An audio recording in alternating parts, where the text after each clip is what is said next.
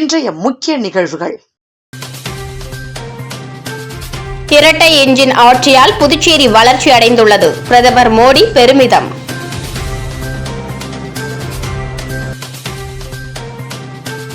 புதுச்சேரிக்கு மாநில அந்தஸ்து வழங்காதது மன வருத்தத்தை அளிக்கிறது. பிரதமர் நிகழ்ச்சியில் முதலமைச்சர் பேச்சு.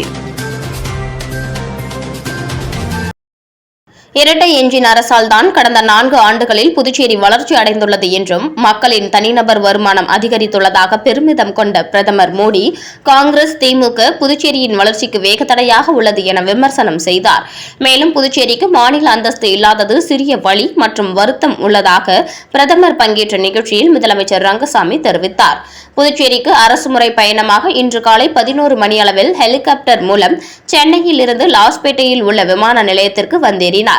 அவரை துணைநிலை ஆளுநர் கைலாஷ்நாதன், முதலமைச்சர் ரங்கசாமி, சபாநாயகர், அமைச்சர்கள் ஆகியோர் வரவேற்றனர். அதனைத் தொடர்ந்து பிரதமர் மோடி கார் மூலமாக லாஸ்பேட்டை ஹெலிபேட் மைதானத்தில் நடைபெற்ற நிகழ்ச்சி மேடைக்கு 11:50 மணியளவில் வந்தடைந்தார். விழா மேடையில் துணைநிலை ஆளுநர் கைலாஷ்நாதன், முதலமைச்சர் ரங்கசாமி, மத்திய அமைச்சரும் தேர்தல் பொறுப்பாளருமான மான்சுக் மாண்டியா, சபாநாயகர் செல்வம், அமைச்சர்கள் செல்வ கணபதி எம்பி ஆகியோர் மேடையில் பிரதமருடன் அமர்ந்தனர். பிரதமர் மோடிக்கு துணைநிலை ஆளுநர் கைலாஷ்நாதன் வண்ண ஓவிய படத்தை நினைவு பரிசாகவும், முதலமைச்சர் ரங்கசாமி வெள்ளி முருகன் சிலை, வேல் மற்றும் தஞ்சாவூர் ஓவியத்தை நினைவு பரிசாகவும் வழங்கினர்.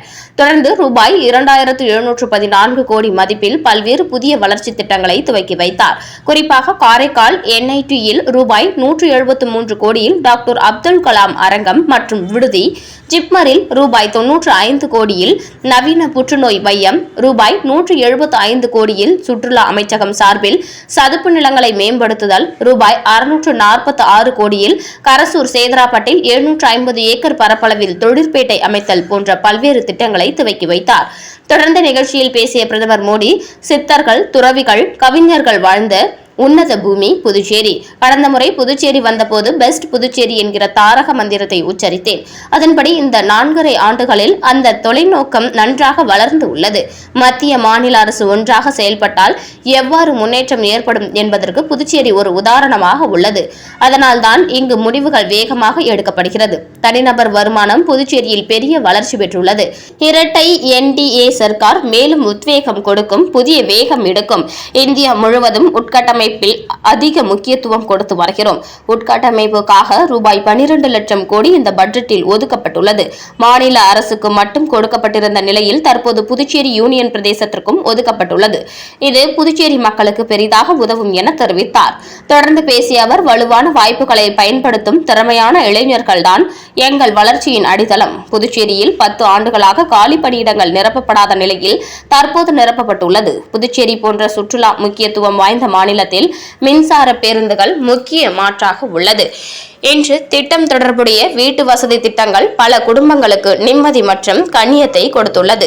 புதுச்சேரி மக்களுக்கு எப்போதும் நிம்மதியான வாழ்க்கையை வாழ்வதுதான் அடிப்படை நோக்கமாக கொண்டு செயல்பட்டு வருகிறோம். புதுச்சேரியில் ஏற்கனவே 9 மருத்துவக் கல்லூரிகள் உள்ளது. இன்று புதுச்சேரி, காரைக்காலில் உள்ள மருத்துவமனைகளில் அதிநவீன தீவிர சிகிச்சைக்கான பிரிவுக்கான அடிக்கல் நாட்டப்பட்டது. கிழக்கு கடற்கரை சாலை, GST சாலை மேம்படுத்த பணிகளால் இனி சென்னை, புதுச்சேரி இடையேயான பயணம் 1 முதல் 2 மணி நேரத்தில் செல்ல முடியும். கன்னியாகுமரி வரை கிழக்கு கடற்கரை சாலை 30,000 கோடி வரை முதலீடு செய்யப்பட்டுள்ளது. இது சென்னை, பெங்களூரு, கோவை போன்ற பொருளாதார மையங்களுடன் இணைக்கிறது. இதனால் புதுச்சேரியின் பொருளாதாரம் மேம்படும். புதுச்சேரி சுற்றுலா பலம் வாய்ந்ததாக உயர்ந்துள்ளது. புதுச்சேரி சுற்றுலா வளர்ச்சியை புதிய உயரத்திற்கு எடுத்து செல்வோம். பண்பாட்டு பரப்புரையின் மூலம் பல்வேறு கோவில்களில் புனித யாத்திரை வசதிகளை மேம்படுத்துவதற்காக பணிகள் நடைபெற்று வருகிறது. காங்கிரஸ், திமுக புதுச்சேரியின் வளர்ச்சிக்கு வேகத்தடையாக உள்ளது. இவர்கள் மீண்டும் ஆட்சிக்கு வர ஆசைப்படுகின்றனர். ஆனால் நீங்கள் அதை விரும்ப மாட்டீர்கள் என்பது எனக்கு தெரியும்.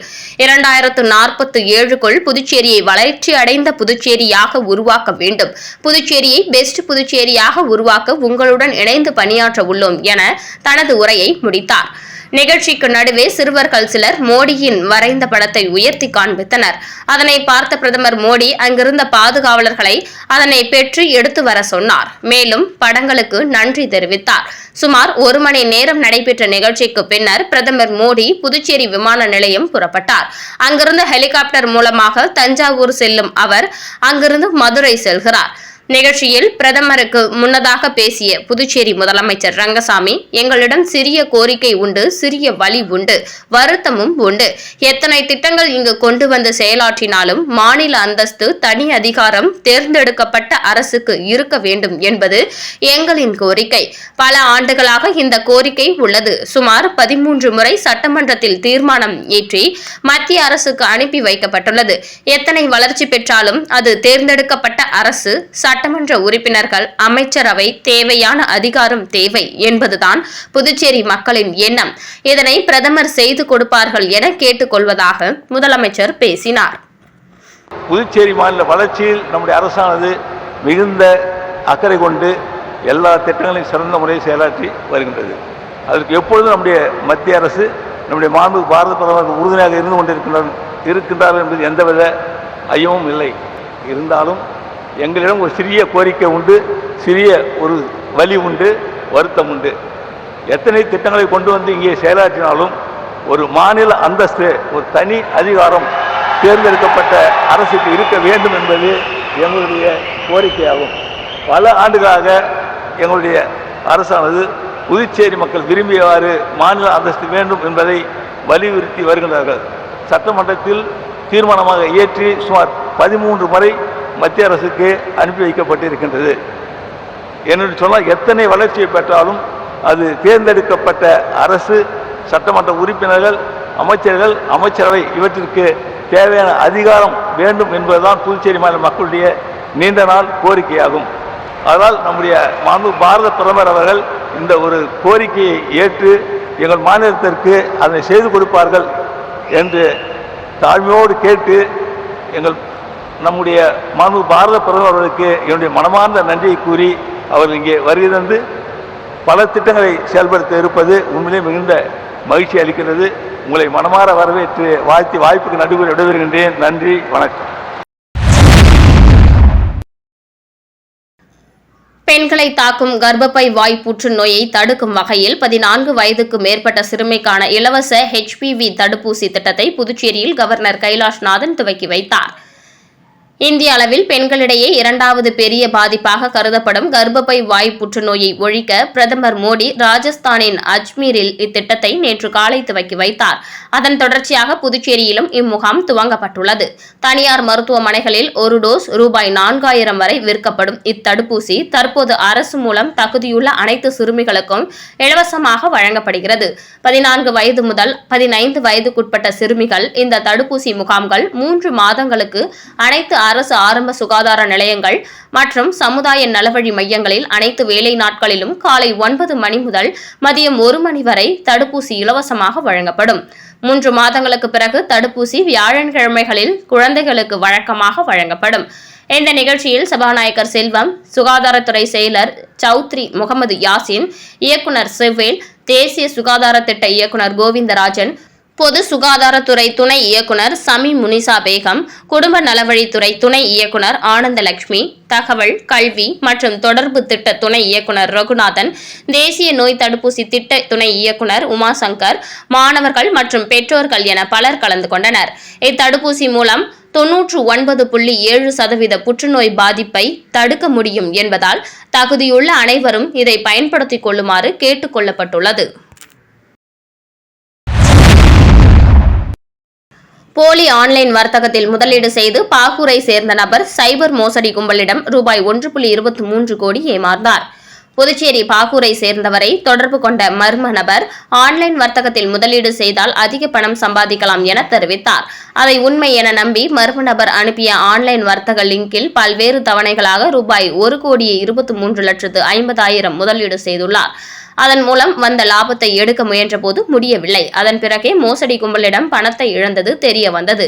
இதுபோல் உருவையாரை சேர்ந்தவர் 5,900, பாகூரை சேர்ந்தவர் 12,825 என 3 பேர் சைபர் மோசடி கும்பலிடம் ரூபாய் 1,23,68,725 ஏமாந்துள்ளனர். புகாரின் பேரில் சைபர் கிரைம் போலீசார் வழக்கு பதிந்து விசாரித்து வருகின்றனர். புதுச்சேரி உழவர்கரை தொகுதி அருண் சர்மா சேரிட்டபிள் டிரஸ்ட் சார்பில் 26 மகளிருக்கு சுயதொழில் புரிய தலா 10,000 வீதம் 2,60,000 ரூபாய்க்கான நிதி உதவியினை அருண் சர்மா சேரிட்டபிள் டிரஸ்ட் நிறுவனர் ஐஜி வீரராகு வழங்கினார்.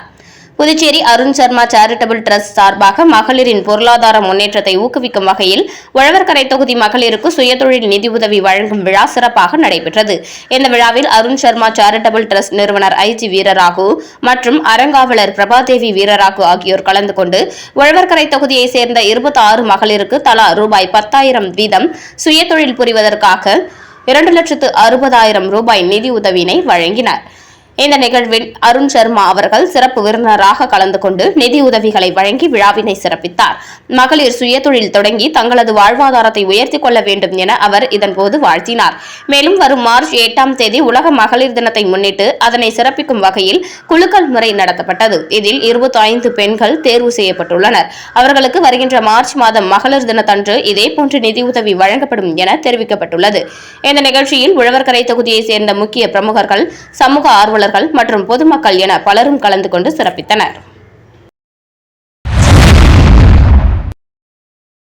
திருக்காஞ்சியில் அமைந்துள்ள பிரசித்தி பெற்ற ஸ்ரீ கங்கை வராக நதீஸ்வரர் ஆலயத்தில் மாசிமக பிரம்மோற்சவத்தையொட்டி திருக்கல்யாண உற்சவம் வெகு விமரிசையாக நடைபெற்றது. புதுச்சேரி மாநிலம் வில்லியனூர் அருகே திருக்காஞ்சியில் அமைந்துள்ள பிரசித்தி பெற்ற ஸ்ரீ கங்கை வராக நதீஸ்வரர் ஆலயத்தில் மாசிமக பிரம்மோற்சவத்தையொட்டி திருக்கல்யாண உற்சவம் வெகு விமரிசையாக நடைபெற்றது. முன்னதாக கடந்த பிப்ரவரி 21ஆம் தேதி சனிக்கிழமையன்று கொடியேற்றுதல் நிகழ்வும், அதனைத் தொடர்ந்து சுவாமி ஒவ்வொரு நாளும் ஒவ்வொரு வாகனத்தில் வீதி உலா மின் அலங்காரத்துடன் வெகு சிறப்பான முறையில் நடைபெற்று வந்தது. ஆண்டுதோறும் மாசிமக விழாவில் சுவாமி அம்பாள் திருக்கல்யாண நிகழ்வு, அகஸ்தியர் லோபமுத்திரை திருக்கல்யாணத்துடன் சிறப்பு வழிபாடுகள் நடைபெற்றது. மாசிமக பிரம்மோற்சவத்தின் முக்கிய நிகழ்வாக இந்த திருக்கல்யாணம் நடைபெற்றது. மேலும் இங்கு நடைபெறும் அகஸ்தியர் லோபமுத்திரை சமேத திருக்கல்யாணமும், முருகப்பெருமான் தெய்வானை திருக்கல்யாணமும் இங்கு சிறப்பானது. புதுச்சேரி திருக்காஞ்சி சங்கராபரணி ஆற்றங்கரையில் அமைந்துள்ள இத்தலம் மிகவும் அமைதியான மற்றும் சக்தி வாய்ந்த தலமாக கருதப்படுகிறது. மேலும் நேற்று நடைபெற்ற திருக்கல்யாண உற்சவத்தில் திரளான பக்தர்கள் கலந்து கொண்டு சுவாமி தரிசனம் செய்தனர். திருக்கல்யாண நிகழ்ச்சியில் உபயதாரர்கள், சென் குமரவேல் குடும்பத்தினர் மற்றும் ஊர் பொதுமக்கள் கலந்து கொண்டனர். மேலும் ஆலய தலைமை அர்ச்சகர் சரவணன் சிவாச்சாரியார் கூறுகையில், நாளை திங்கட்கிழமை 2ஆம் தேதி திருக்காஞ்சி பகுதியில் மாசிமக தீர்த்தவாரி நிகழ்ச்சி நடைபெற உள்ளது. இதில் அனைத்து பக்தர்களும் கலந்து கொள்ள வேண்டும் என்று தெரிவித்திருந்தார். நிகழ்ச்சிக்கான ஏற்பாட்டில் ஆலய நிர்வாக அதிகாரி சரவணன் மற்றும் தலைமை அர்ச்சகர் ஸ்ரீவசி சரவணன் சிவாச்சாரியார், உபயதாரர்கள் மற்றும் திருக்காஞ்சி கிராமவாசிகள் வெகு சிறப்பான முறையில் செய்து வருகின்றனர்.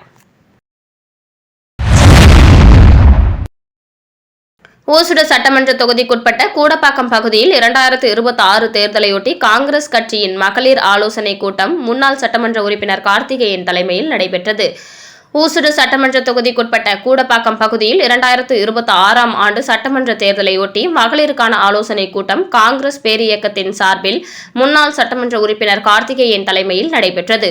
இதில் கலந்து கொண்ட காங்கிரஸ் பிரமுகர்கள் பேசுகையில், எதிர்வரும் சட்டமன்ற தேர்தலில் ஊசுடு தொகுதியில் போட்டியிடும் காங்கிரஸ் கட்சியின் வேட்பாளரை அதிக வாக்கு வித்தியாசத்தில் வெற்றி பெற செய்ய வேண்டும் எனவும், இதற்காக ஊசுடு சட்டமன்ற தொகுதியில் உள்ள அனைத்து மக்களையும் சந்தித்து ஆதரவு திரட்ட வேண்டும் எனவும் எடுத்துரைக்கப்பட்டது. மேலும் இந்த நிகழ்ச்சியில் காங்கிரஸ் வட்டார தலைவர்கள், மகளிர் அணியினர், மாநில தலைவர்கள் மற்றும் ஊசுடு சட்டமன்ற தொகுதியை சேர்ந்த அனைத்து கிராம தலைவர்கள், செயலாளர்கள் மற்றும் காங்கிரஸ் கட்சி நிர்வாகிகள் உள்ளிட்ட அனைவரும் கலந்து கொண்டனர். நிகழ்ச்சியின் இறுதியில் விழாவில் கலந்து கொண்ட அனைவருக்கும் பரிசு பொருட்கள் வழங்கப்பட்டன.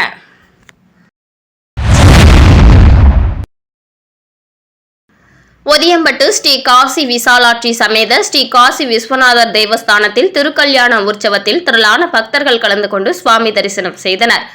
புதுச்சேரி மாநிலம் வில்லியனூர் கொம்பியின் ஒதியம்பட்டு பகுதியில் அமைந்திருக்கும் ஸ்ரீ காசி விசாலாட்சி சமேத ஸ்ரீ காசி விஸ்வநாதர் தேவஸ்தானத்தில் மாசிமக தீர்த்தவாரியை முன்னிட்டு மகா பிரம்மோற்சவ திருவிழா நடைபெற்று வருகிறது.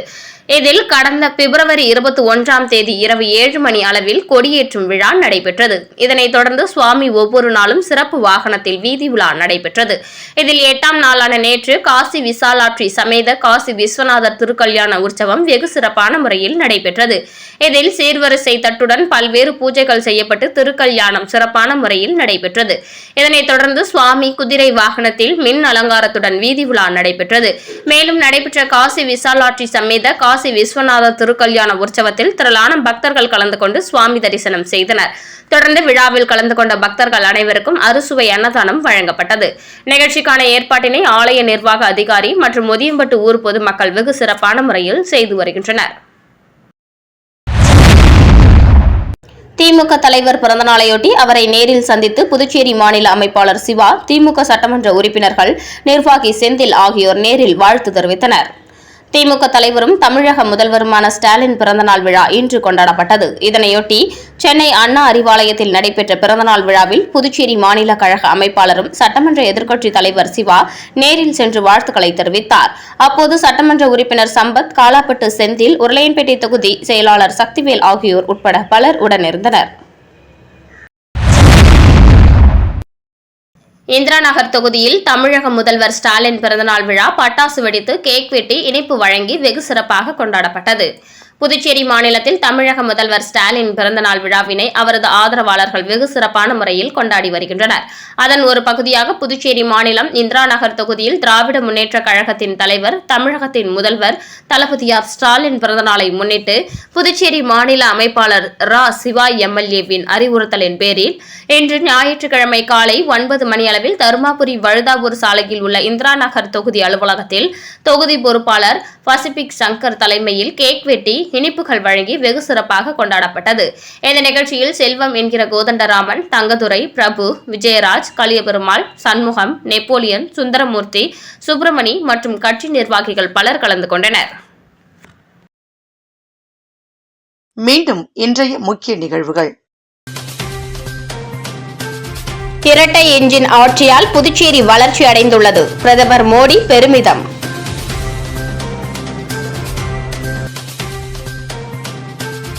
புதுச்சேரிக்கு மாநில அந்தஸ்து வழங்காதது மன வருத்தத்தை அளிக்கிறது. பிரதமர் நிகழ்ச்சியில் முதலமைச்சர் பேச்சு.